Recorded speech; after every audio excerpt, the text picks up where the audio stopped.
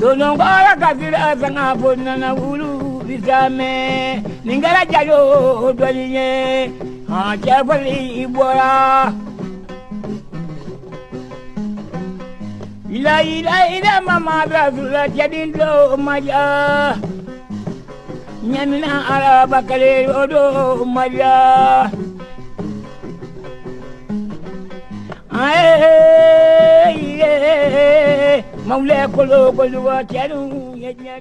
Pour la patrie, les femmes sont prêtes. Notre mère patrie est aujourd'hui défendue de la plus belle manière. Il n'est un secret pour personne.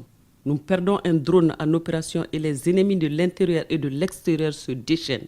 Ils organisent des débats stériles et kermesses pour, à la limite, saboter les efforts louables des autorités de la transition. Jetez un coup d'œil dans le rétroviseur. Que Dieu nous en préserve des cauchemars. Qui étions-nous il y a quelques années? Qui n'a jamais perdu un matériel de guerre? Oui, un drone est tombé. Ce n'est pas le Mali qui est tombé. Loin de là, le Mali reste debout comme un mât de drapeau.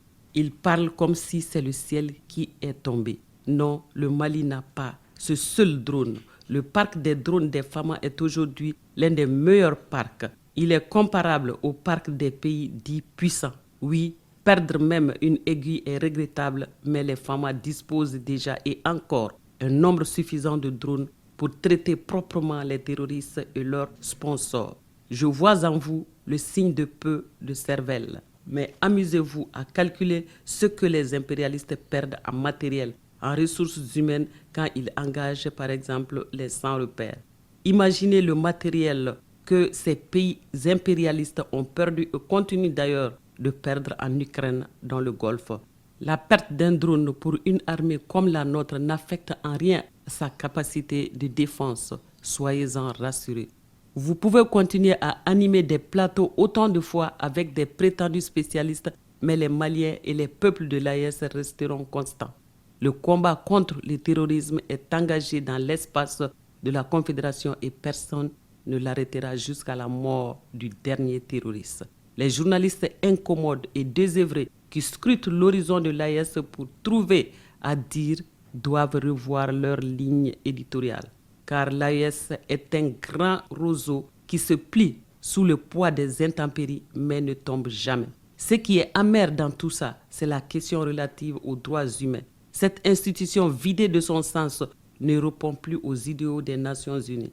Les droits humains varient d'un pays à l'autre. Ils deviennent durs ou flexibles selon la tête du client. Ces droits humains, à mon sens, doivent d'abord s'appliquer sur ces fabricants d'armes, car c'est eux qui arment les terroristes et mettent en mal la cohésion africaine.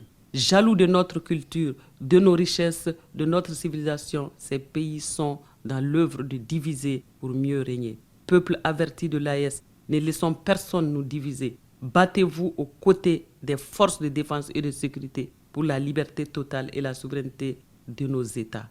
Que ceux qui aspirent à une recolonisation se retrouvent dans le fin fond de la vallée ardente. En tous les cas, le Sahel, avec les 3 chefs d'État, retrouvera sa dignité et son honneur et demeurera ainsi la lumière du monde. Bato majarani mari basri dangoma atarida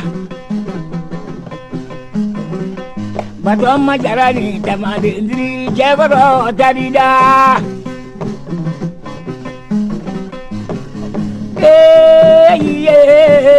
maule kolo koluwa chadu menwanye sajara sabawu la yamaye